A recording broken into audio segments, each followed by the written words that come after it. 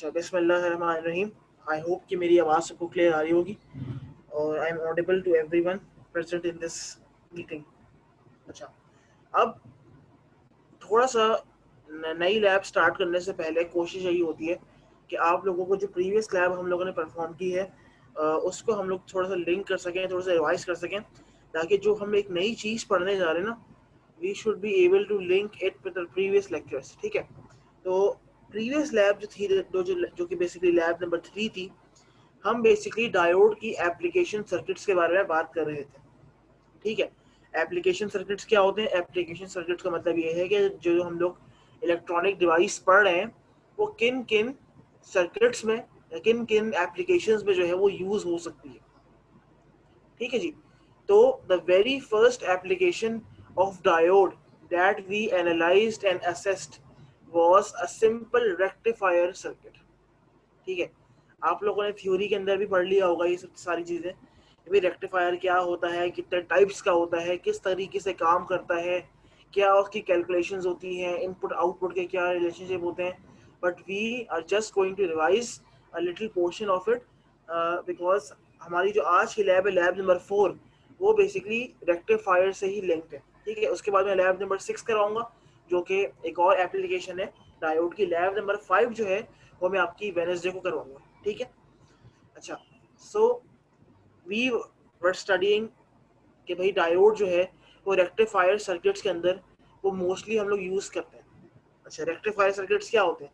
Rectifier circuits, जैसे कि मैंने आपको प्रीवियसली बताया, कि ऐसी सर्किट्स या ऐसी इलेक्ट्रॉनिक कंपोनेंट्स की अरेंजमेंट होती है जो एसी बाइपोलर सिग्नल को कन्वर्ट कर रहे होता है डीसी यूनिपोलर सिग्नल के। आई बात समझ है? मतलब कि ये कि रेक्टिफायर का मतलब ये है कि आप एसी सिग्नल को कन्वर्ट कर रहे हैं डीसी सिग्नल के अंदर, और एसी सिग्नल आपके पास ऐसा होता है जो कि डुअल पोलैरिटी वाला होता है, जिसके अंदर पॉजिटिव पार्ट भी होगा, जिसके अंदर नेगेटिव पार्ट भी होगा। But DC signal according to definition is a signal that is unipolar in nature. Unipolar से क्या मुराद है? यूनिपोलर से मुराद ये है कि ऐसा सिग्नल जिसके अंदर या तो सिर्फ पॉजिटिव पार्ट होगा या सिर्फ नेगेटिव पार्ट होगा, दोनों पार्ट्स एक वक्त में इस सिग्नल के अंदर एग्जिस्ट नहीं कर सकते। आ रही बात समझ? तो रेक्टिफायर सर्किट जो था वो basically it was destined to convert an AC signal into a DC signal. ठीक है, and AC signal is most commonly referred to as a bipolar or a dual polarity signal, whereas a DC signal is referred to as a unipolar signal. ठीक है जी, अच्छा, तो ये rectifier की जो सर्किट्स हम लोगों ने पढ़ी, ये बेसिकली हम लोग अचीव करते हैं यूजिंग अ सिंपल डायोड। ठीक है, अब डायोड की जब बात होती है तो डायोड की भी रिवीजन कर लेते हैं। डायोड क्या है? डायोड बेसिकली एक ऐसा सेमीकंडक्टर मटेरियल है जो कि पी टाइप और एन टाइप मटेरियल्स की इंटीग्रेशन से बन रहा होता है। The term integration means combination, या किसी दो चीजों को आप आपस में जोड़ देंगे तो दैट इज कॉल्ड इंटीग्रेशन। ठीक है, सिलिकॉन बेस्ड डायोड्स की जो वोल्टेज ड्रॉप होती है, forward voltage drop that is 0.7 volts. Forward voltage drop का क्या मतलब है? फॉरवर्ड वोल्टेज ड्रॉप का मतलब ये है कि if I apply a voltage and if that voltage is greater than 0.7 volts, then only my diode is liable to conduct, otherwise my diode will never conduct। ठीक है, इसी बात को आगे हम देख के लेके जाएं तो ये सारी बातें लिखी हुई हैं, बस मैं वर्बली इसको एक्सप्लेन करूंगा। आप लोग जब तैयारी करेंगे एग्जाम वगैरह की तो उसको गो थ्रू कर लीजिएगा। ठीक है, हम लोगों ने ये बात देखी थी कि diode is actually a bistable element। What do you mean by bistable? Bistable means कि it has two states. Two states mean कि it moves from non-conduction to conduction state when the forward voltage drop of 0.7 volt is overcome। आ रही बात समझ? If that forward voltage drop is not overcome, then the diode will remain in a non-conduction state। ठीक है, it will not conduct and it will act as an open switch। If the forward voltage drop has exceeded beyond 0.7 volts, then the diode will conduct and act as a closed switch in series with the battery that is 0.7 volts। ठीक है जी, तो ये सारी बातें वही हैं जो हम लोगों ने प्रीवियसली पढ़ी हुई। अच्छा, तो वही वाली बात है कि भाई जो वेरी फर्स्ट एप्लीकेशन जो हम लोगों ने डायोड की देखी, अटेंडेंस अभी मैं बाद में लूंगा, तो आप लोग चैट बॉक्स के अंदर अटेंडेंस ना लिखें, मैं अटेंडेंस अभी लूंगा, ठीक है, तो अभी इसको मत लिखें यहाँ पे। तो the very first application of a diode was to convert an AC signal as referred and explained in detail previously, is a bipolar signal that has dual polarity. The term bipolar means a signal that has both positive as well as negative polarities, whereas rectifier converts this bipolar signal into a unipolar signal, and a unipolar signal is actually a signal that has either positive polarity or either negative polarity but not both। ठीक है, आ रही बात समझ में? अच्छा जी, तो ये हमारे पास जो है वो सिंपल एक रेक्टिफायर सर्किट की जो है वो मैंने यहाँ पे डायग्राम बनाई हुई है, जहाँ पर ये मेरा इनपुट वोल्टेज है या एसी सोर्स है, this is my diode and this is my load resistor. Okay, so if I apply a certain input signal that is actually biasing the diode, and it has a forward voltage that is labeled as VB, and it is greater than 0.7 volts, then the output across the load resistor would be something like this, whereas the peak of this will be equivalent to VP minus 0.7। The term minus 0.7 indicates that the diode has a forward voltage drop of 0.7, and this will be, ये मोहित शाह जो है वो please scribble ना करें, मुझे सबके पास नाम आते हैं कि कौन एनोटेट कर रहा है, सही है, अगर आप वापस किया तो क्लास से निकाल दूंगा, ठीक है, स्क्रीन पे लिखने की जरूरत नहीं, मेरे पास सबके नाम आ रहे हैं कि कौन स्क्रीन पे लिखता है कौन नहीं लिखता, so please mind it.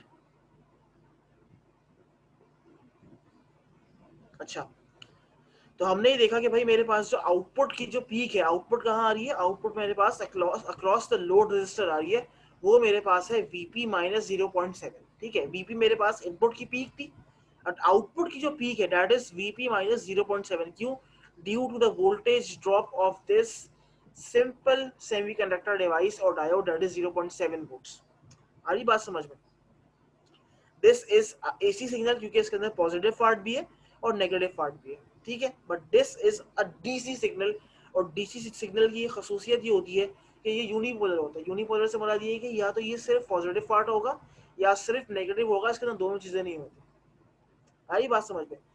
But जो मेरे पास ये डीसी, जो मेरे पास यहाँ पर जो रेक्टिफिकेशन का जो आउटपुट आ रहा है, ये मेरे पास एक special type of DC signal है। आई बात समझ? This is a special type of DC unipolar signal, और इसका जो नाम है इसको हम कहते हैं this is a pulsating DC signal. कौन सा सिग्नल है? This is a pulsating DC signal. इसका नाम बेसिकली ये बता रहा है कि इसके अंदर जो है वो पल्सेस आ रही होती हैं जो इस तरीके से वेरी कर रही होती है। ठीक है, अगर मैं बात करूं कि भाई अगर जिस तरीके से अगर हम बात करते हैं कि भाई कि if I am supplying a DC voltage of for example 15 volts, ठीक है, तो मेरे जहन में ये बात आती है कि अगर मैं कह रहा हूँ कि मैं DC वोल्टेज 15 वोल्ट का DC वोल्ट सप्लाई कर रहा हूँ, तो वो वोल्टेज इस तरीके से एक स्ट्रेट लाइन होती है, क्योंकि DC volts is constant voltage, it does not vary, and as I explained that this is a special type of DC voltage that is referred to as the pulsating DC voltage। ठीक है, लेकिन DC होने की शर्त ये है कि इसके अंदर पोलैरिटी एक ही तरीके की होनी चाहिए, सही है, इसके अंदर डुअल पोलैरिटी नहीं होनी चाहिए। तो वो वाली जो कह सकते हैं कि वो शर्त तो ये पूरी कर रहा है, मतलब अगर ये सिर्फ पॉजिटिव है, so it is not going below this axis and going, it is not going into the negative domain, सही है, ये सिर्फ और सिर्फ पॉजिटिव एक्सिस के अंदर ही अपने आप को लिमिट कर रहा है। But the fact is that ये वेरी कर रहा है। वेरी से मुराद ये है कि 0 वोल्ट से स्टार्ट कर रहा है, मैक्सिमम वोल्ट्स पे जा रहा है, फिर वापस 0 वोल्ट्स पे आ रहा है, then again to maximum, then again to 0। हालांकि अगर मैं बात करूं डीसी वोल्टेज की ना, तो जब भी मैं कहता हूं कि यार मुझे एक 5 वोल्ट का डीसी सिग्नल चाहिए, या 10 वोल्ट का डीसी सिग्नल चाहिए, या 15 वोल्ट का डीसी सिग्नल चाहिए, तो एक्चुअली आई एम सेइंग कि मुझे एक ऐसा वोल्टेज चाहिए जो कि बिल्कुल बिल्कुल कांस्टेंट हो, उसके अंदर कोई वेरिएशन या कोई रिपल्स ना आ रहे हो, सही है। क्यों? क्योंकि हमें जो डीसी लोड ऑपरेट करना होता है, डीसी लोड, वो हम इस वोल्टेज जो कोई कांस्टेंट वोल्टेज है, इसके जरिए ऑपरेट करते हैं। क्यों? अगर मैंने अपने लोड को इस पल्सेटिंग डीसी वोल्टेज के जरिए ऑपरेट किया तो क्या होगा कि मेरे पास जो लोड है वो 0 वोल्ट से बंद हो गया, मैक्सिमम वोल्ट्स पे ऑन हो गया, तो वो ऑन ऑफ करता रहेगा। और इसी तरीके से क्या होगा, एक पॉइंट आएगा जब मेरा डीसी लोड जो है वो खराब हो जाएगा। क्यों? क्योंकि डीसी लोड तो एक कांस्टेंट वोल्टेज रिसीव करने की आदत है उसको, और आप उसको एक पल्सेटिंग डीसी वोल्टेज दे रहे हैं। So this lab, that is lab number 4, is based upon the conversion of this pulsating DC signal into a constant and smooth DC signal. आ रही बात समझ? हम इस लैब नंबर 4 के अंदर जो रेक्टिफाइड आउटपुट है, जो कि कुछ इस तरीके से उसकी शक्ल होती है, जिसको हम कहते हैं कि this is a pulsating DC signal, उसको हमें एक कांस्टेंट स्मूथ डीसी सिग्नल के अंदर कन्वर्ट करना है। इसकी वजह क्या है? इसकी वजह ये कि हमें ये चीज इसलिए करनी है ताकि जो हमारे डीसी लोड जो कि हम पावर अप करना चाह रहे हैं वो बार बार जो है वो ऑन ऑफ ना हो। अगर ऑन ऑफ बार बार होंगे तो एक पॉइंट ये आएगा कि वो जो है वो खराब हो जाएंगे और माल फंक्शन कर जाएंगे। क्लियर है? So this is your lab number 4 that is based upon the conversion of a pulsating DC signal into a constant and uniform and smooth DC signal output. सही। अभी हम किस तरीके से अचीव करेंगे, क्या चीजें, क्या कंपोनेंट्स यूज करेंगे, क्या चीजें यूज करेंगे, अब हम उसके बारे में हम लोग पढ़ने जा रहे हैं। ठीक है? अच्छा, तो ये सारी वही बातें हैं जो हम लोग यहाँ पे लिखी हुई हैं। अब इसको जो है हम लोग देखते हैं। अब वो कह रहा है द सिंपल सोल्यूशन, कहाँ गया, the simple solution to convert this pulsating DC signal into a constant DC signal is by attaching a capacitor in parallel to the output load resistor. अच्छा, ये हमें कह रहा है कि भाई आपने जो ऊपर रेक्टिफायर जो सर्किट आपने पढ़ा, जिसके अंदर एक डायोड है, एक इनपुट सोर्स है और एक लोड रेजिस्टर लगा हुआ है, कह रहे हैं कि लोड रेजिस्टर के पैरेलल के अंदर एक कैपेसिटर अटैच कर दो। तो इस कैपेसिटर को अटैच करने से आउटपुट पे क्या फर्क पड़ेगा, किस तरीके से आउटपुट चेंज होगा, now we will move towards that. ठीक है? क्या कह रहे हैं? The simple solution to convert this pulsating DC signal into a constant DC signal is by attaching a capacitor in parallel to the output load resistor. The charging and discharging, क्योंकि आप लोगों को ये बात पता होनी चाहिए कि कैपेसिटर एक एक्टिव डिवाइस है जो अपने अंदर क्या चीज स्टोर कर रहा होता है, अपने अंदर वोल्टेज स्टोर कर रहा होता है। आ रही बात समझ में? कैपेसिटर जो है वो बेसिकली क्या कर रहा है, it acts like a battery where it stores voltage, और जब आपने सप्लाई बंद कर दी तो वो एक बैटरी की तरह काम करेगा और आपको वोल्टेज भी सप्लाई करेगा। सही। कभी कभी होता है इस तरीके से कि अगर आप लोग लैब में कोई प्रैक्टिकल कर रहे हो और किसी सर्किट के अंदर कैपेसिटर इन्वॉल्व हो और वो कैपेसिटर चार्ज हो गया हो, और अगर उस कैपेसिटर को आप बाहर निकालें और उसके दोनों लेग्स को आप शॉर्ट करें ना, तो एक स्पार्क आपके सामने आएगा। वो स्पार्क क्यों आता है? क्योंकि आपने क्या किया, आपने उस स्टोर्ड वोल्टेज को या स्टोर्ड चार्जेस को जो कि कैपेसिटर के अंदर स्टोर हुए थे, आपने उनको डिस्चार्ज करवा दिया। जब उस चीज को आपने डिस्चार्ज करवाया और पॉजिटिव और नेगेटिव को आपने आपस में शॉर्ट कर दिया, तभी एक वहां पर एक कह सकते हैं कि छोटा सा स्पार्क सा क्रिएट होता है। सही है? तो कैपेसिटर क्या है? Capacitor basically acts as a storage device where it can store and at the same time deliver voltages. सही है? यहाँ पर क्या हो रहा है, यहाँ पर जो हमने लोड के पैरेलल के अंदर कैपेसिटर लगाया हुआ है वो अपने अंदर voltage store end voltage discharge कर रहा है, और इसका चार्जिंग और डिस्चार्जिंग टाइम ये बेसिकली डिटरमिन कर रहा है कि आपका जो आउटपुट है पल्सेटिंग डीसी वो कितने हद तक स्मूथ हो सकता है और कितना उसके अंदर रिपल फैक्टर जो है वो हम रिड्यूस कर सकते हैं। ठीक है? अच्छा, रिपल फैक्टर क्या होता है? रिपल फैक्टर बेसिकली एक ऐसी क्वांटिटी है, एक ऐसी मैथमेटिकल क्वांटिटी है जो बेसिकली आपको ये चीज शो कर रही होती है, या ये चीज आप कह सकते हैं कि डिनोट कर रही होती है कि आपका जो डीसी रेक्टिफाइड आउटपुट आ रहा है, रेक्टिफायर के आउटपुट जो है उसके अंदर कितनी वेरिएशंस है, उसके अंदर कितना चेंज आ रहा है। सही है? फॉर एग्जाम्पल दिस आउटपुट जो ये मेरे पास अभी पल्सेटिंग डीसी आउटपुट आपके सामने मैंने शो किया हुआ है, this has a huge amount of ripple factor. However, this voltage, this has negligible और minimum amount of ripple voltage या ripple factor. क्यों? क्योंकि इसके अंदर as such कोई variations या ripple मुझे नजर नहीं आ रहे, बट इस सर्किट के इस सिग्नल के अंदर अच्छी खासी रिपल्स हैं, अच्छी खासी वेरिएशंस आ रहे हैं. ओके, सो रिपल फैक्टर क्या होता है? Ripple factor is a quantity that represents and explains the amount of variation and changes in the DC output signal. आ रही बात समझ में? सो कैपेसिटर क्या करेगा? जब कैपेसिटर आपने लोड के पैरेलल में लगा दिया, so it functions to decrease the ripple factor by charging and discharging time. ठीक है, किस तरीके से करता है? तो ये वेवफॉर्म बेसिकली यहाँ बनी हुई है. ये फर्स्ट करो, ये आपका एक आउटपुट है pulsating DC without capacitor. Without capacitor जो है आपका आउटपुट इस तरीके से वेरी कर रहा है between 0 volts and maximum volt. अच्छा, क्योंकि ये एक फुल वेव रेक्टिफायर का आउटपुट है, हाफ वेव रेक्टिफायर का आउटपुट ये वाला नहीं है. क्यों? क्योंकि इसके अंदर नेगेटिव साइकिल के अंदर भी मेरे पास इस तरीके से वेव्स आ रही हैं. So the peak value of this will be, what will be the peak value of this output? If I'm using a bridge rectifier, what will be the peak value of this output voltage? Anyone?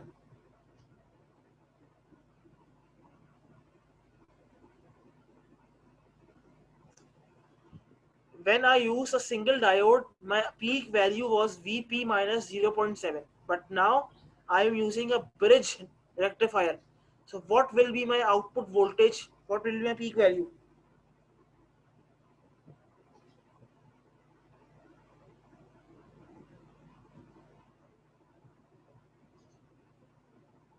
Hello? VP? Hmm? VP? No. When I'm using a bridge rectifier, my each of my my signal has two parts, positive part and negative part. So each of the part has to go through two diodes. So the output at this moment will be Vp minus 1.4. 1.4 because as each part is passing through two diodes. So the drop of two diodes will be 0.7 plus 0.7, that is 1.4 volts. Okay, so for a full bridge rectifier, the output peak is Vp minus 1.4 volts, whereas for a half wave rectifier using single diode, my output peak is Vp minus 0.7. I hope this concept is clear. ठीक है जी. अब हमारे पास क्या है कि ये मेरे पास जो आउटपुट है, this is without a capacitor, but the output on the right hand side is with a capacitor. क्या हो रहा है मेरे पास? इस तरीके से क्या हो रहा है, कैपेसिटर यहाँ पर जो है इस चीज को थोड़ा सा ऊपर ले गया, यहाँ पर कैपेसिटर चार्ज हो रहा है यहाँ तक, और यहाँ पर मेरे पास कैपेसिटर डिस्चार्ज हो रहा है. ठीक है, जैसे ही मेरा जो आउटपुट वैल्यू है वो 0 वोल्ट से मैक्सिमम वोल्ट जा रही है, ठीक है, तो माय कैपेसिटर इज चार्जिंग. और जैसे ही मेरी आउटपुट वैल्यू मैक्सिमम से 0 जा रही है, सो एट दिस मोमेंट मोइज आप क्लास से जा सकते हैं. आप क्लास से जा सकते हैं. आपने ये हरकत दूसरी दफा की है, मैंने आपको पहले मना किया था कि ये हरकत मत कीजिएगा. आप क्लास से जा सकते हैं. मैं क्लास आगे लेके नहीं जाऊंगा जब तक आप क्लास से जाएंगे नहीं.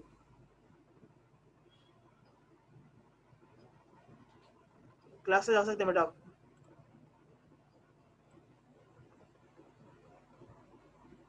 जी, ये तरीका नहीं कि आप जो है वो एनोटेशन शुरू कर दें और बार बार बीच में जो डिस्टर्बेंस क्रिएट करें. अच्छा माज, मैं आपका सवाल का जवाब देता हूँ. अभी एक मिनट रुक जाए, मैं एक चीज कर लूँ जरा यहाँ पे.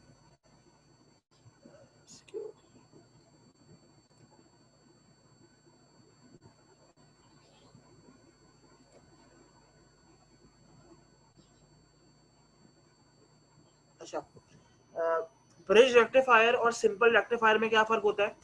सिंपल रेक्टिफायर होता है बेसिकली हाफ वेव रेक्टिफायर. देखिए हमने रेक्टिफायर की तीन तरीके, दो टाइप्स पढ़ी हैं. कौन कौन से होते हैं रेक्टिफायर? अगर आपको यहाँ पे खोल के दिखाऊं,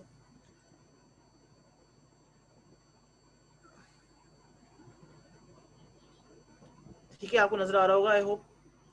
मास्क, मैं आपका सवाल का जवाब दे रहा हूँ. देखिए मास्क, हमारे पास दो रेक्टिफायर्स होते हैं, एक होता है मेरे पास हाफ वेव रेक्टिफायर, दूसरा मेरे पास होता है फुल वेव रेक्टिफायर। ठीक है, फुल वेव के अंदर मेरे पास दो टाइप से होते हैं, एक होता है सेंटर टैप्ड और एक होता है फुल वेव ब्रिज रेक्टिफायर। ठीक है, तो ब्रिज रेक्टिफायर मेरे पास इस तरीके से होता है कि इसके अंदर 4 डायोड्स लगे हुए होते हैं, 2 for the positive half cycle, 2 for the negative half cycle.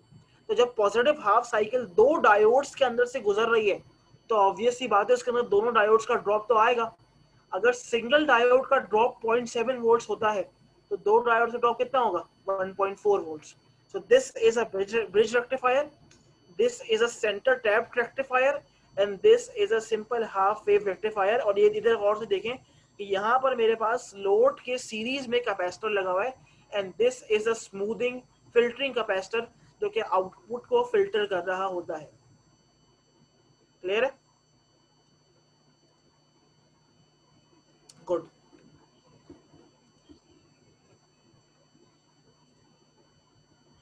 ठीक है जी। अच्छा, तो ये हमने बात देख ली कि भाई हमारे पास जो विदाउट कैपेसिटर आउटपुट आ रहा है लेफ्ट हैंड साइड पे और जो विद कैपेसिटर आ रहा है राइट हैंड साइड पे, उसमें कुछ फर्क आ रहा है। जो मेरे पास विद कैपेसिटर वाला आउटपुट है वो उसके अंदर कुछ कुछ रिपल्स जो है वो रिड्यूस्ड है as compare to the output that is without a capacitor, उसके अंदर रिपल्स भरे हुए।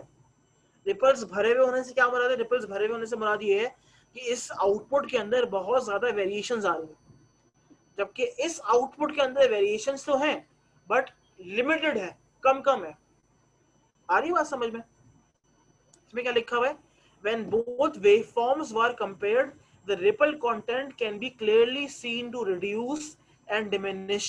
ठीक है, अच्छा अब आपको क्या करना है, you need to implement the following circuit in your lab। आपको अपनी लैब के अंदर एक ब्रिज रेक्टिफायर जो आप लोगों ने प्रीवियसली भी इंप्लीमेंट किया होगा, बिल्कुल वही सर्किट आपने अपनी लैब में इंप्लीमेंट करना है। But now the difference is that you need to connect a smoothing capacitor in series with a load resistor। और इस स्मूथिंग कैपेसिटर की इफेक्ट से आप आउटपुट में जो है जो फर्क पड़ रहा है उसको आप ऑब्जर्व करेंगे। अच्छा, अगर इस चीज को अगर हम गौर से थोड़ा सा यहाँ पे देखें तो ये मेरे पास जो डॉटेड लाइन यहाँ पे शो की हुई है, this is your output that is the wave form without a capacitor. ये मेरे पास एक पल्सेटिंग डीसी आउटपुट है दैट इज फुल्ड विथ रिपल्स। इस आउटपुट के अंदर रिपल कंटेंट की भरमार हुई है, जबकि जो मेरे पास इस सॉलिड लाइन आपके सामने बनी हुई है, एक मिनट अटेंडेंस अभी रहने दें, मैंने आपको मना किया अटेंडेंस मत दें अभी। जो बच्चे बाद में आ रहे हो अटेंडेंस मत दें, मैं अभी अटेंडेंस ली नहीं है मैंने। सही है, तो ये जो सॉलिड लाइन आपके सामने शो की हुई है, this solid line is actually with capacitor output. ठीक है, इसके अंदर हो क्या रहा है, जब मेरे पास 0 वोल्ट से मैक्सिमम वोल्ट्स तक आउटपुट जा रहा है at that moment my capacitor is charging and the moment my voltage falls from maximum to 0 volts my capacitor is discharging and this effect is also annotated over here कि जब यहाँ से यहाँ तक जा रहा है so at this moment my capacitor is charging and at this moment my capacitor is discharging। सही है। अच्छा, अब कुछ मैथमेटिकल फॉर्मूलाज हैं जो आपको लैब में यूज करने होंगे कैलकुलेशंस करने के लिए, तो उस पर हम आ जाते हैं। वो कह रहे हैं कि output ripple voltage that is show denoted by V R P P. इसका फॉर्मूला क्या है, उसका फॉर्मूला है V peak input divided by 120 into R into C. ठीक है, वी पीक इनपुट क्या है, वी पीक इनपुट बेसिकली ये वाली चीज है जो आपने ब्रिज रेक्टिफायर को एसी सिग्नल प्रोवाइड किया उसकी पीक वैल्यू कितनी है। सही है, अगर यहाँ पर एक ट्रांसफॉर्मर यूज करेंगे तो ट्रांसफॉर्मर की इन शॉर्ट जो सेकेंडरी वोल्टेज होगा वो अब यहाँ प्लेस करेंगे, क्योंकि ये चीज हम अभी लैब में परफॉर्म नहीं कर रहे क्योंकि यूनिवर्सिटीज अभी कुछ पता नहीं कब खुलेंगी क्या होगा। तो क्योंकि हमें ये बताया गया है कि यूनिवर्सिटीज जो है जब तक एक फॉर्मल डिसीजन नहीं आएगा तो जब तक यूनिवर्सिटीज नहीं खुलेंगी और ऑनलाइन ही चलता रहेगा। सो अभी हम ये एज्यूम कर रहे हैं कि ये सेमेस्टर आई होप, मुझे ऐसा एक मेरी इंट्यूशन है कि हो सकता है कि ये ऑनलाइन ही चलता रहे सेमेस्टर। ठीक है, तो आप लोग भी बस ये कि इस चीज़ को ऑनलाइन ही करते रहे अभी, क्योंकि अभी कोई चीज़ कंफर्म नहीं है कि यूनिवर्सिटीज़ ओपन होंगी या नहीं होंगी। बस ये मेरी एक इंट्यूशन है कि हो सकता है यूनिवर्सिटीज़ ना खुलें। बट ये कि हो सकता है खुल भी जाए, तो कुछ पता नहीं है, ठीक है। तो अगर ये चीज़ हम लोग लैब में करते तो ऑब्वियस सी बात है कि मैं वहाँ पे आपको एक ट्रांसफार्मर देता, आप लोग ट्रांसफार्मर से सप्लाई को स्टेप डाउन करते, उसके बाद यहाँ पर फीड करते हैं। बट क्योंकि अभी हम लोग डायरेक्ट सॉफ्टवेयर में काम कर रहे हैं, तो सॉफ्टवेयर के अंदर हम लोगों को ट्रांसफार्मर यूज़ करने की ज़रूरत नहीं है, हम लोग डायरेक्ट एक एसी सप्लाई यूज़ कर सकते हैं और उसका एम्पलीट्यूड अपने लिहाज से हम लोग चेंज या वेरी कर सकते हैं, ठीक है जी। तो रिपल वोल्टेज क्या है, कैसे निकालते हैं V peak input divided by 120 multiply by R into C. R कौन सा है, लोड रेजिस्टर, सी कौन सा है, जो आपने कैपेसिटर यहाँ पर कनेक्ट किया। इन सब वैल्यूज को इसमें प्लेस किया तो आपके पास रिपल वोल्टेज का जो एक कंटेंट है वो आ, ठीक है।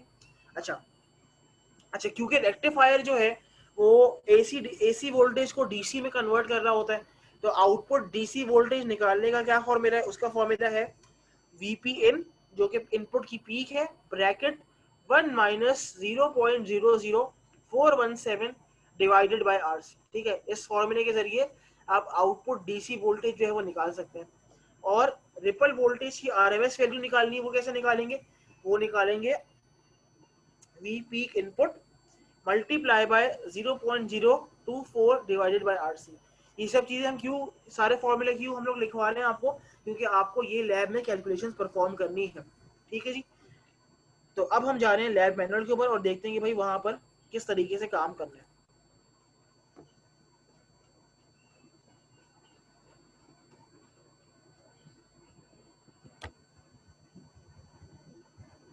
अच्छा, ये इसकी लैब है, ठीक है। आई होप कि सबको क्लियर नजर आ रहा होगा।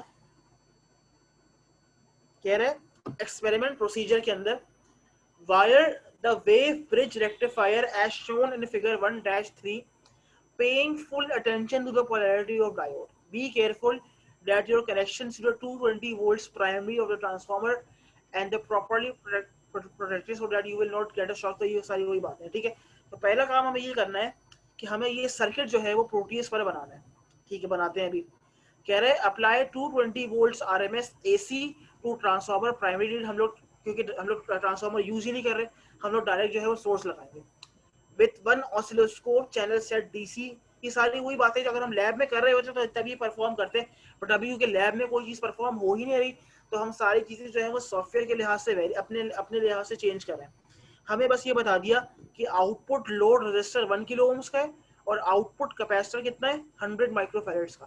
तो अब हम ये काम करते हैं कि अब हम ये सर्किट इंप्लीमेंट करते हैं और चेक करते हैं कि भाई किस तरीके से आउटपुट हमारा चेंज हो रहा है। तो अब मैं खोल रहा हूँ प्रोटियस। अच्छा, मैं सारी कैलकुलेशंस आपके सामने करूंगा, तो क्योंकि मुझे काफ़ी बच्चों ने सर कंप्लेन ये की थी कि सर प्रीवियस जो हमारी लैब थी, लैब नंबर 3, उसके अंदर हमें कुछ कैलकुलेशन समझ नहीं आई कि हम लोग प्रोटीज पर किस तरीके से चीज़ें मेजर करेंगे। सो मैं अब आज वो चीज़ जो है वो भी एक्सप्लेन कर दूंगा कि भाई वो किस तरीके से करनी है। बट ये चीज़ भी जो है, जो चीज़ अभी हम अभी कर रहे हैं, उसको भी आप अटेंशन से देखें।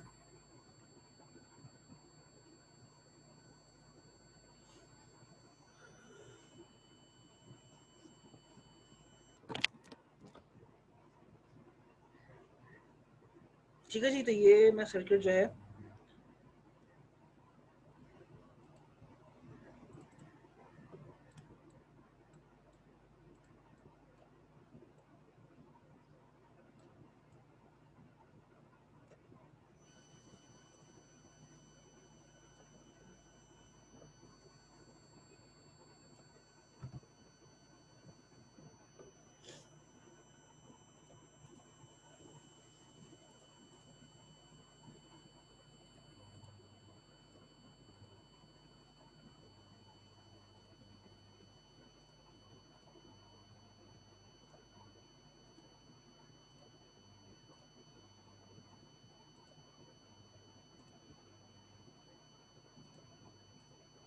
ठीक है जी, ये हमारा ब्रिज रेक्टिफायर जो है वो इस तरीके से हमने फॉर्मुलेट कर लिया, ठीक है।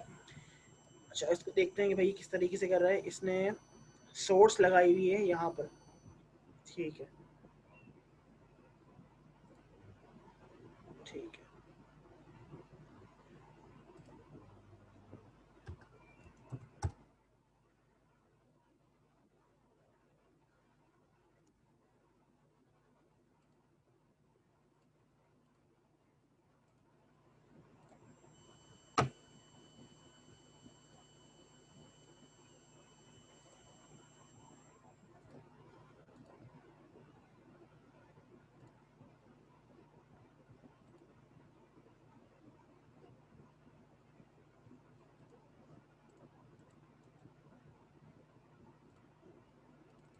1 किलो ओम्स का इसने हमें कहा है कि आप रजिस्टर लगाओगे लोड पे, ठीक है जी। अच्छा, ये कहाँ पे किस तरीके से कनेक्ट हो रहा है वो भी देख लेते हैं।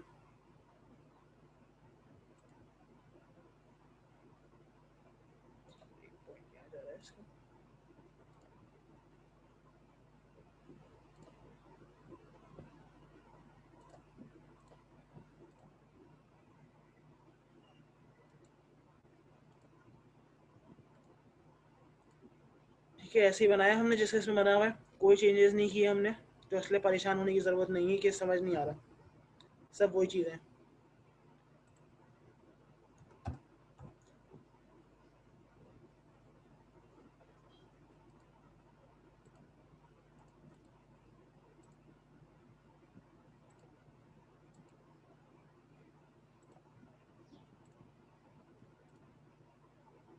कितना था, 100 माइक्रोफेरेड्स था, ठीक है। तो मैंने इसको यहाँ पर, ठीक है जी, वोल्टेज को हम सेट कर लेते हैं। फ्रीक्वेंसी 50 हर्ट्ज ले रहा हूँ। एम्पलीट्यूड फर्ज करो मैं इसका ले रहा हूँ, कितना लेते हैं, 50 वोल्ट्स ले लेते हैं चलो। फ्रीक्वेंसी 50, एम्पलीट्यूड 50, इसको मैंने ओके कर दिया। या चलो थोड़ा सा कम कर लेते हैं, 20, ठीक है जी। यहाँ पर आ गया आपका ऑसिलोस्कोप। अच्छा, पहले एक काम करते हैं, चलो डायरेक्ट आगे देखते हैं यहाँ पर, ठीक है जी, इसको रन करते हैं।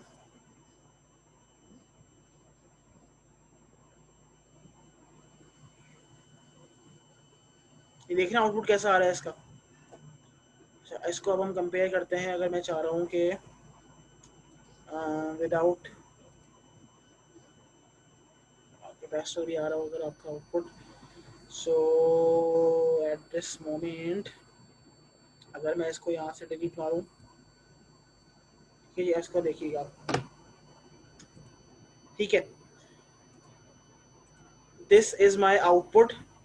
फुल ब्रिज रेक्टिफायर का आउटपुट ऐसा आ रहा है, देख रहे हैं। विदाउट कैपेसिटर ऐसा आउटपुट आता है। जैसे ही मैंने कैपेसिटर कनेक्ट किया, सो माई आउटपुट के अंदर एक स्मूथिंग इफेक्ट आना शुरू हो गया, जो कि आपके सामने बिल्कुल क्लियर है, कोई इसमें ढकी छुपी बातें नहीं है। ये देख लें, बिल्कुल क्लियर आउटपुट है। यहाँ पर मेरा कैपेसिटर चार्ज हो रहा है, यहाँ पर मेरा कैपेसिटर डिस्चार्ज हो रहा है, और ये इफेक्ट जो है ये इस तरीके से चलता रहेगा, ठीक है। यहाँ पर मेरा कैपेसिटर चार्ज हो रहा है and then it is discharging, clear है। सो ये हमने कैपेसिटर का इफेक्ट देख लिया आउटपुट पे, कि भाई विदाउट कैपेसिटर कितने रिपल्स आ रहे थे और विद कैपेसिटर रिपल कितने रिड्यूस हो गए, ये हम लोगों ने करके देख लिया, ठीक है। अच्छा, साथ ही साथ अभी तो हमने ऑसिलोस्कोप पर चीज़ें मेजर की ना, मैं चाह रहा हूँ कि मैं चीज़ें जो है वो साथ साथ रिकॉर्ड भी करता रहूँ। अच्छा, मैं यहाँ पर यूज़ करूँगा AC वोल्ट मीटर। कोई मुझे बता सकता है कि मैं AC वोल्ट मीटर क्यों यूज़ कर रहा हूँ जबकि मेरा आउटपुट तो DC है।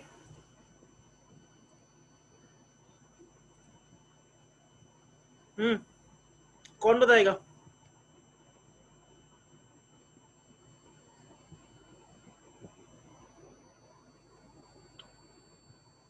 Why am I using an AC voltmeter when my output is DC? Why?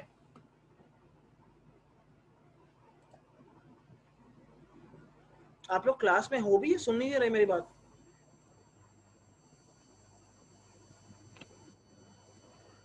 सुन रहे हैं सर। सुन रहे हैं, ठीक है, गुड। सर DC वाले से भी सर सेम ही आ रहा है, कोई मसला नहीं है सर, चलो ठीक है, DC वाला भी सही है, ठीक है जी। तो ये हम लोगों ने यहाँ पर करके देख लिया कि भाई विदाउट कैपेसिटर मेरा आउटपुट पे क्या फर्क पड़ रहा है और विद कैपेसिटर जो है वो किस तरीके से मेरा रिपल फैक्टर रिड्यूस हो रहा है। This is a simple bridge rectifier configuration with a smoothing capacitor connected at the output terminal, ठीक है जी। अच्छा, अब हम आते हैं लैब के ऊपर। वो क्या कह रहे हैं कि हमने यहाँ पर ये काम तो कर लिया और इस तरीके से हमारा वेव फॉर्म भी आ रही है, ठीक है। क्या कह रहे हैं, और ये सारे फॉर्मूलेज यहाँ पर गिवन है। कह रहा है कि ये काम आपने 100 माइक्रोफैराड के साथ किया। सेकेंड स्टेप में कह रहे हैं कि अब इसको 470 के साथ करो और फिर 740 के साथ करो, ठीक है। अब मैं चेंज करता हूँ, अब मैं करता हूँ उसको 470, 470, ठीक है जी। अच्छा, डीबग किया, पहले वाले आउटपुट में और इस आउटपुट में कोई फर्क नजर आ रहा है? जब मैंने 100 माइक्रोफैराड्स कनेक्ट किया और अब मैंने 470 माइक्रोफैराड्स कनेक्ट किया, तो सिस्टम में क्या डिफरेंस आया? एनीवन?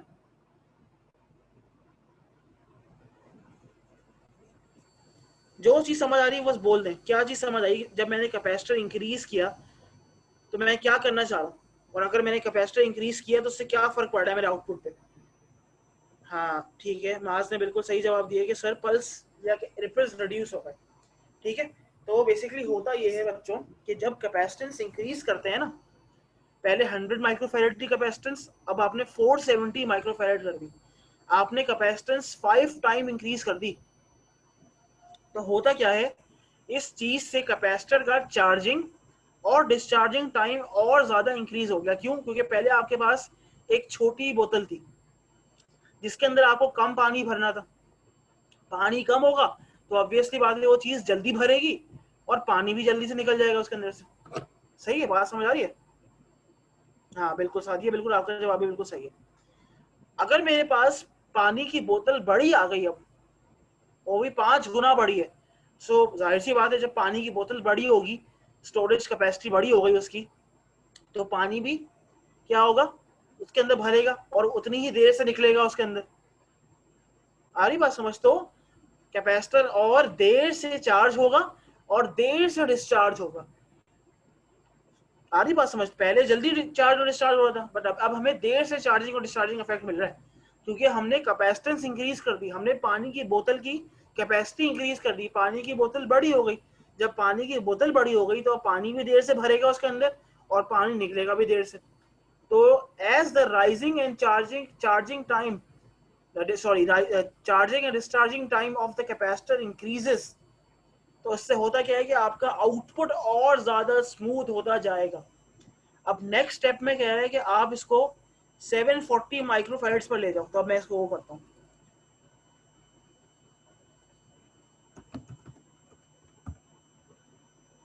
अब देखते हैं क्या फर्क पड़ता है।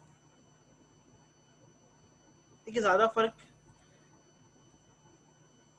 पड़ा है, फर्क बिल्कुल पड़ा है, ठीक है। अब और ज्यादा स्मूथ हो गया है, जितना हम लोग कैपेसिटेंस बढ़ाते जाएंगे उतना ये स्मूथ होता जाएगा, और फाइनली एक डीसी वोल्टेज जो कि एक स्ट्रेट लाइन की तरह होती है, ये एक पॉइंट पर आकर वो डीसी वोल्टेज की तरह बन जाएगा अपने आप।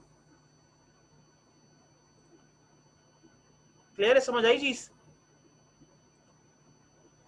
कि कैपेसिटेंस इंक्रीज करने से क्या फर्क पड़ रहा है? कैपेसिटेंस इंक्रीज करने से मैं उस कैपेसिटर की कैपेसिटी इंक्रीज कर रहा हूँ, तो अब उसको और टाइम चाहिए चार्ज होने के लिए और टाइम चाहिए डिस्चार्ज होने के लिए, और जब चार्जिंग और डिस्चार्जिंग टाइम इंक्रीज हो रहा है ना, so your output is becoming more smooth and ripple factors are reducing more.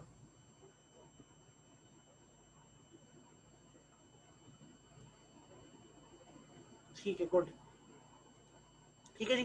तो अब हम आते हैं कि भाई हमने क्या करना क्या है। अच्छा, कुछ क्वेश्चंस दिए मैम कि कह रहे हैं what must be connected at the output of capacitor to make it a regulated DC supply.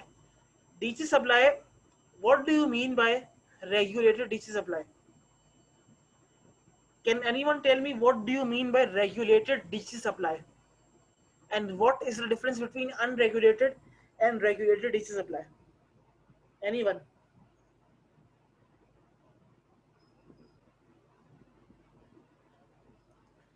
What is regulated DC supply? नहीं, पावर सप्लाई तो है, but what do you mean by the term regulated? क्या मतलब है इसका? और इसमें और अनरेगुलेटेड में क्या फर्क होगा? हाँ, वेरी गुड, एक्सीलेंट, गुड। मास का जवाब बिल्कुल ठीक है कि सर रेगुलेटेड का मतलब ये है कि आपके पास चीज जो है वो वेरी नहीं करेगी, it would be at a constant magnitude. अगर 5 वोल्ट चाहिए तो 5 वोल्ट से 4.8 नहीं होगा, या 4.7 नहीं होगा, या 5.2 नहीं होगा। 5 वोल्ट का मतलब ये है कि 5 वोल्ट पर ही रहेगा। सही है। तो वो कह रहा है कि अगर आपको कैपेसिटर के आउटपुट को रेगुलेटेड करना है सो आप क्या कर सकते हैं। तो इसका जवाब ये है कि जो पावर सप्लाई के सर्किट्स होते हैं ना, पावर सप्लाई के सर्किट्स के अंदर कैपेसिटर स्मूथिंग कर रहा होता है, उसके बाद एक रेगुलेटर आईसी लगी होती है जिसको हम कहते हैं 7805 या 7812 या 7809 depending upon the output voltage that you require. Regulator IC करती ये है कि इनपुट चाहे कोई भी वोल्टेज आ रहा हो, चाहे 10 वोल्ट हो, चाहे 5 वोल्ट हो, चाहे 6 वोल्ट हो, आपके आउटपुट को एक कांस्टेंट वैल्यू पर लाकर खड़ा कर देगी। So to make your output regulated, you need to connect a regulator IC that will make your output, it will take your output at a constant value। सही जी, ये जवाब हो गया इसका। और कह रहे थे ideal DC output voltage of a capacitor input filter is equal to, इसको आप लोग देख लीजिएगा, ठीक है, नेट से, इसका मुझे इसका नहीं बता रहा मैं आपको। अच्छा, अब वो कह रहा है कि आपने 100 माइक्रोफेरेड्स, 470 माइक्रोफेरेड्स और 740 माइक्रोफेरेड्स के लिए जो आपने वेव फॉर्म्स, या जो पहली बात तो है कि जो आपने वेव फॉर्म्स देखी वो आप यहाँ पर ड्रॉ करें। बट ड्रॉ करने की जरूरत नहीं है, मैं आपको ड्रॉ करने को नहीं कह रहा। आप एक काम ही करो कि इसी सर्किट को आप इम्प्लीमेंट करो, ऑसिलोस्कोप की जो आपने वेव फॉर्म्स आपके सामने आ रही हैं विद सर्किट, आपने उसको यहाँ पर अटैच कर दिया। सही है, तो मैं आपको ड्रॉ करने को नहीं कह रहा, आप बस ऑसिलोस्कोप की स्नैपशॉट लो और उसको यहाँ पर अटैच करके जमा करवा दो, ठीक है। तो ये यहाँ पे जमा हो गया। अच्छा, कैलकुलेशंस और मेजरमेंट्स आपको सिर्फ और सिर्फ 100 माइक्रोफेरेड्स वाले सर्किट के लिए करनी है। 470 माइक्रो और 740 के लिए आपको कोई कैलकुलेशंस या कोई मेजरमेंट नहीं करनी, ठीक है। तो आप क्या कर रहे हो, अब 100 माइक्रोफेरेड्स पे गए, आपने कहा कि भाई वी पीक सेकेंडरी। अच्छा, वी पीक सेकेंडरी मेरे, अच्छा अब मेरा आपसे सवाल है, मेरे इस सर्किट के अंदर वी पीक सेकेंडरी क्या है? एनीवन? इस सर्किट के अंदर वी पीक सेकेंडरी क्या रखी हुई है मैंने? अज्यूमिंग कि मेरा ये ट्रांसफार्मर का सेकेंडरी आउटपुट है, मैंने ट्रांसफार्मर कनेक्ट नहीं किया, मैंने डायरेक्ट ट्रांसफार्मर, क्योंकि ट्रांसफार्मर क्या करता है, स्टेप अप या स्टेप डाउन कर रहा होता है ना। जो आपने इनपुट वोल्टेज दिया ट्रांसफार्मर को, उसको हम कहते हैं प्राइमरी वोल्टेज, और जिसको वो स्टेप अप या स्टेप डाउन कर रहा है that is called a secondary voltage. तो मेरे पास वी पीक सेकेंडरी क्या है? वी पीक सेकेंडरी मेरे पास 10 वोल्ट्स नहीं है। वापस देखो, इसकी मैंने एम्पलीट्यूड क्या रखी हुई है? तो अब बताओ कि इसका, अब इस सर्किट में वी पीक सेकेंडरी क्या है मेरा?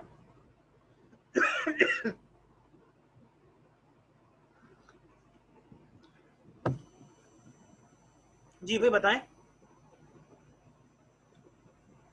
18 बच्चे बैठे हैं क्लास में, किसी को नहीं पता? What is my V peak secondary for this circuit?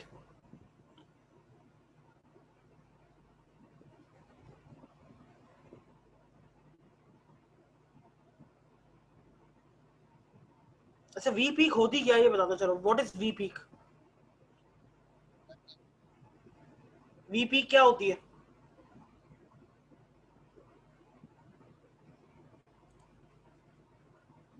हाँ, मैक्सिमम वोल्टेज होता है साइन वेव का, और उसको हम क्या कहते हैं, एम्पलीट्यूड। तो मेरे पास इस साइन वेव का एम्पलीट्यूड कितना रखा हुआ है मैंने? 20 वोल्ट्स।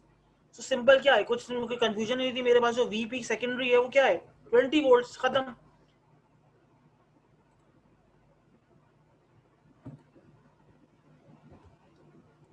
तो मैंने यहाँ पर लिख दिया 20 वोल्ट्स, ठीक है जी। अच्छा, अब वो कह रहे हैं नहीं, amplitude is never peak to peak, amplitude is called the peak value. आ रही बात समझ में? हाँ, तो आप एक मिनट रुको, इसको समझाने के लिए मैं आपको यहाँ समझाता हूँ। इधर गौर से देखें सारे बच्चे, ठीक है। मास आपका सवाल जो है वो मैं अभी आपको इसका जवाब देता हूँ। देखो, फर्स्ट करो, मेरे पास एक साइन वेव है, इसका मैं बता, साइन वेव बना दूंगी, रुक जाओ।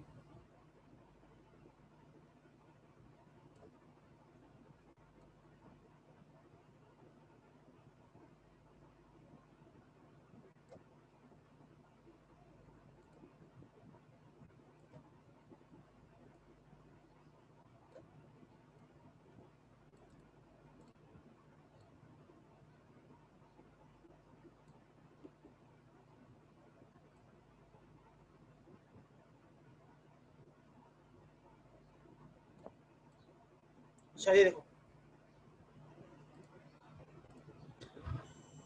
ये चीज होती है, ये यहां से लेकर यहां तक जो चीज है, दिस इज कॉल्ड एम्पलीट्यूड और पीक वैल्यू। क्या कहते हैं इसको?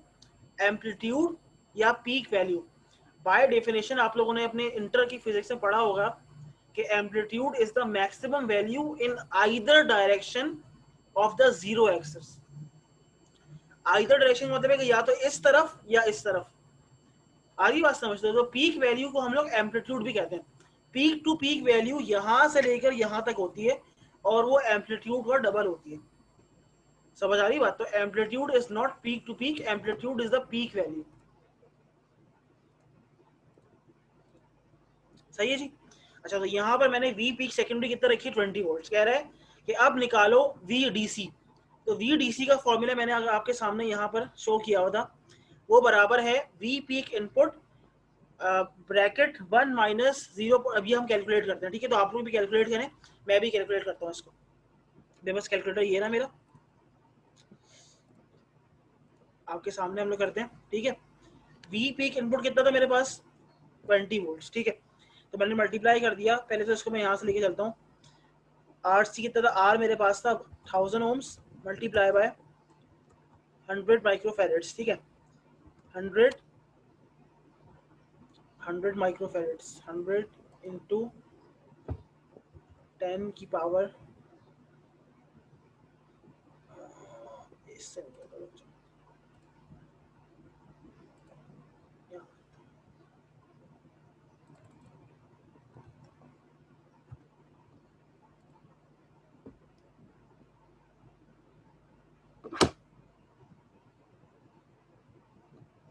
ठीक है? 100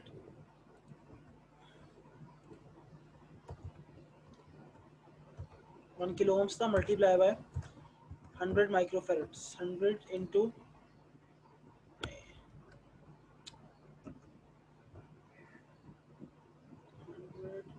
एक्सपोनेंट -6, ठीक है?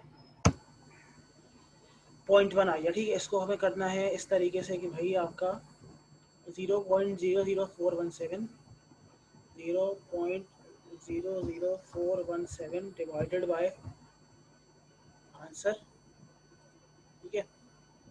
1 माइनस आंसर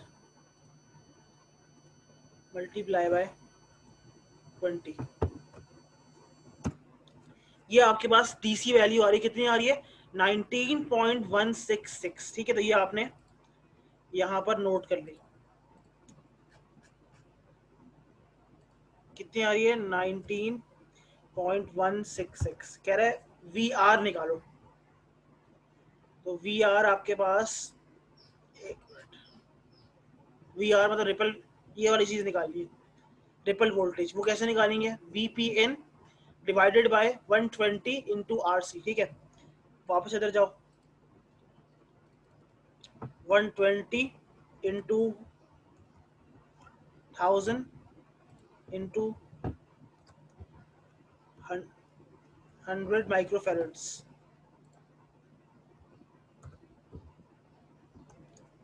ठीक है? 12 आ गया आंसर। नहीं, 12 इसका पूरा आंसर नहीं, कंप्लीट आंसर नहीं है। VPN 12, 20 divide by 12, 20 divided by answer, ये आ गया 1.667। ये मेरे पास जो है, ये मेरा रिपल वोल्टेज है 1.667, ठीक है? रिपल फैक्टर कैसे निकालेंगे? रिपल फैक्टर निकालने के लिए VRRMS डिवाइडेड बाय VDC। तो VRRMS भी निकालना पड़ेगा। कैसे निकालेंगे? पहले VRRMS निकाल लो। ये है 0.0024 divided by RC multiply by VPN, ठीक है? 0.0024 डिवाइडेड बाय 100 एक्सपोनेंट -6, ठीक है? मल्टीप्लाई बाय 20, 0.48, ऊपर वाली वैल्यू आ गई 0.48। और VDC कितना निकाला था मैंने? VDC निकाला है मैंने 19.167, ठीक है। तो 0.48 divided by 19.167 divided by 19.167, 2.5% is my ripple factor, ठीक है। तो ये इस तरीके से आपने रिपल फैक्टर निकाल लिया। रिपल फैक्टर क्या होता है आप बताओ, मैंने अभी तो पूरा समझाया रिपल फैक्टर क्या होता है। रिपल फैक्टर बेसिकली ये बता रहा होता है कि आपके आउटपुट के अंदर कितने रिपल्स या कितने वेरिएशंस आ रहे हैं, सही है। जो अनफिल्टर्ड या आउटपुट होता है विदाउट कैपेसिटर, उसके अंदर रिपल फैक्टर बहुत ज़्यादा होता है, सही है।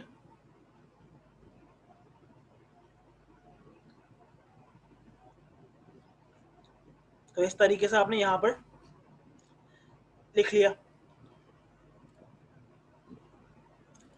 फिर कह रहा है कि ये तो आपने कैलकुलेशंस किए ना, अब आप मुझे मेजर करके बताओ कि मेजरमेंट कैसे आ रहा है। तो मेजरमेंट जो है वो आप इस तरीके से करेंगे कि वी पीक सेकेंडरी और वी डीसी, ये तो आप आराम से ऑसिलोस्कोप के जरिए मेजर कर सकते हैं प्रोटीएस के अंदर। बट रिपल फैक्टर वगैरह अगर हम लैब में होते तो मैं आपको मेजर करवाता। इस प्रोटीएस में वो चीज़ें नहीं है जिससे हम लोग रिपल फैक्टर मेजर कर सकें। तो आप क्या करेंगे, ripple factor V R peak to peak जो है, ये सारी चीज़ें जो आपने यहाँ ऊपर कैलकुलेट की हैं, अब वही चीज़ यहाँ पर आके प्लेस कर दोगे। इसका मतलब ये कि आपको अलग से ये चीज़ें मेजर करने की ज़रूरत नहीं है।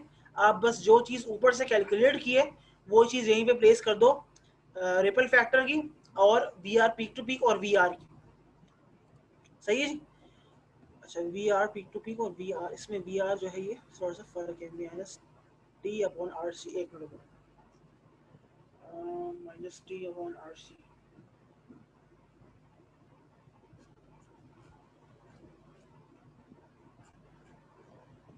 ठीक है जी। तो वी पीक सेकेंडरी हम लोग कैसे मेजर करेंगे, यहाँ पर अगर आप जाएं और इसको मेजर हम लोग करते हैं इससे एसी वोल्टमीटर से,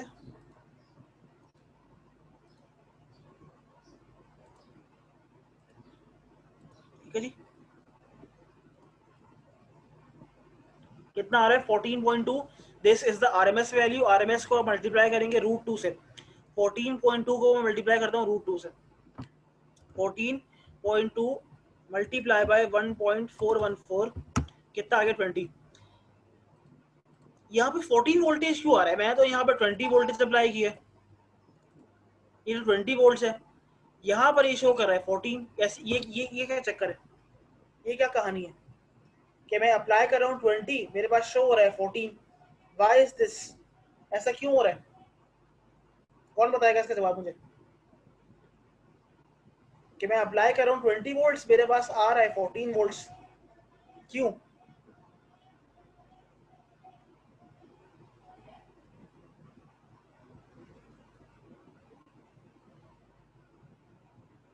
क्यों हो रहा है ऐसा।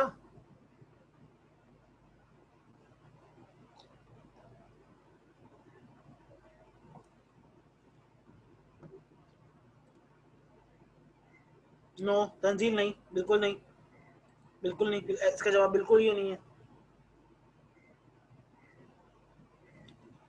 एक चीज अपने जहन में बैठा लें, मतलब कैसे कहते ना कि पल्लू से बांध लें अपने सारे, वो ये है एसी मल्टीमीटर, जिसके अंदर एसी एमीटर भी होता है, जिसके अंदर एसी वोल्ट मीटर भी होता है। एसी मल्टीमीटर जो होता है ना, याद रख लो, it will never ever give you the peak value of any system. AC volt meter जो आपको वैल्यू शो करेगा ना, एसी वोल्ट मीटर, मेरे अल्फाज गौर से सुनो, एसी वोल्ट मीटर आपको कभी भी पीक वैल्यू शो नहीं करता, कभी भी नहीं, वो हमेशा आपको आरएमएस वैल्यू शो करता है। अच्छा, आरएमएस और पीक में क्या फर्क होता है, ये पता है या ये भी नहीं पता। इंटर में फिजिक्स पढ़ी थी नहीं पढ़ी थी, या ओ लेवल्स में फिजिक्स पढ़ी थी नहीं पढ़ी थी। आरएमएस में और पीक में क्या फर्क होता है, और आरएमएस और पीक क्या है,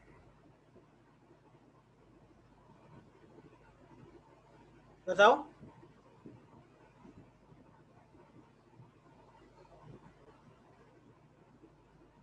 जी। ये क्या, ये भी इसका जवाब भी नहीं पता किसी को। हाँ, रूट मीन स्क्वायर वैल्यू तो होती है, बट इसका मैथमेटिकल रिलेशनशिप क्या होता है? अगर मैं एक साइन वेव की बात कर रहा हूँ तो साइन वेव की आरएमएस और पीक वैल्यू का क्या रिलेशनशिप होता है?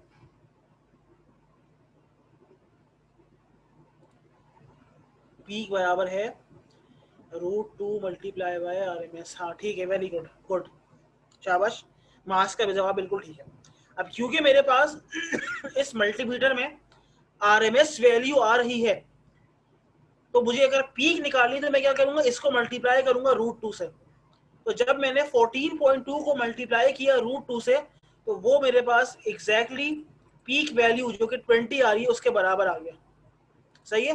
तो अब एक बात याद रखें कि एसी मल्टीमीटर या एसी वोल्टमीटर जो भी है हमेशा आपको आरएमएस वैल्यू देता है, कभी भी वो आपको पीक वैल्यू नहीं देगा। आपको पीक वैल्यू खुद कैलकुलेट करनी पड़ेगी। सही है, क्लियर है? तो यहां से मैंने अपना इनपुट मेजर कर लिया और आउटपुट मेजर करने के लिए मैंने यहाँ पर डीसी वोल्टमीटर भी लगाया हुआ है और साथ साथ एसी वाला भी लगाया हुआ है। क्लियर है? तो आपने क्या किया, जो मेजर्ड वैल्यूज की जो दो वैल्यूज है उनको तो आपने मेजर करके लिख दिया, बट जो बकिया वैल्यूज है वो आप मेजर नहीं कर सकते। तो इसीलिए आप अगर कैलकुलेट भी करके लिख रहे हैं तो मुझे कोई इशू नहीं है। तो आपने कैलकुलेट किया, यहाँ पर लिख दिया, यहाँ पर आपके ग्राफ्स आ जाएंगे। पोस्ट लैब सेक्शन में वो कह रहा है design a bridge rectifier using diodes taking 35 volts AC as an input from a step down center tap transformer. Simulate, अच्छा, जब आप सेंटर टैप ट्रांसफार्मर यूज करते हैं then you will not use a bridge rectifier. उसके 4 diodes use नहीं होते, उसमें सिर्फ और सिर्फ 2 डायोड्स यूज होते हैं। तो इसलिए ख्याल रखिएगा इसका, ठीक है? ये इसकी सिमुलेशन ही मैंने करवाई हुई है आपको, तो आप लोग परेशान मत होइएगा कि सर हमें तो करवाई नहीं है। मैंने प्रीवियस अगर आप वीडियो देखें लेक्चर तो उसमें मैंने सेंटर टैप वाला काम भी करवाया हुआ है आपको, ठीक है? कह रहा है attach a smoothening capacitor of the suitable value for peak rectification, plot it voltage waveform using oscilloscope. बहुत ही सिंपल सी पोस्ट लैब सेक्शन है, वो भी आप लोग करेंगे, ठीक है? तो this was your lab number 4। अब आप 5-10 मिनट तक ब्रेक ले लें, उसके बाद मैं एक और लैब शुरू कराऊंगा, ठीक है? तो अभी आप लोग जाएं, मुंह हाथ वगैरह धो के आए, क्योंकि आप लोग मुझे काफ़ी मतलब ये कि सोए हुए लग रहे हैं। तो आप लोग सारे बच्चे जाएं, मुंह हाथ धो के आए, फिर हम नई लैब शुरू करेंगे, ठीक है? 10 मिनट, अभी 10:07 हो रहे हैं, मैं 10:17 पर नई लैब शुरू कर दूंगा। 10:17 पर नई लैब शुरू हो जाएगी, तो आप लोग 10:17 तक वापस आ जाइएगा सारे, ठीक है? जब तक जाएं आप लोग थोड़ा सा फ्रेश वगैरह हो जाएं।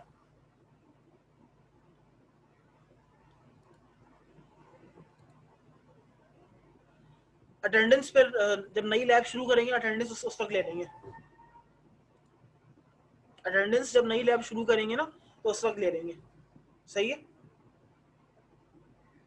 जब तक और बच्चे भी आ जाएंगे, क्योंकि अभी मुझे बच्चे कम लग रहे हैं। तो आप लोग अपने फ्रेंड्स को कहें कि क्लास ज्वाइन कर लें, वरना फिर ये बाद में कहते हैं कि हमारी अटेंडेंस नहीं लगी, कि आज 2 लैब की अटेंडेंस लगेगी।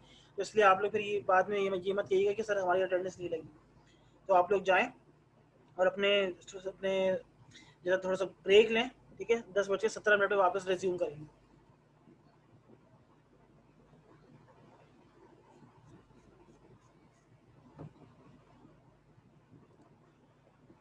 मीटिंग लीव ना करें आप लोग, भले मीटिंग ज्वाइन ही रखें। अब मैं मीटिंग खत्म नहीं कर रहा, मीटिंग में अभी चली हुई है मेरी।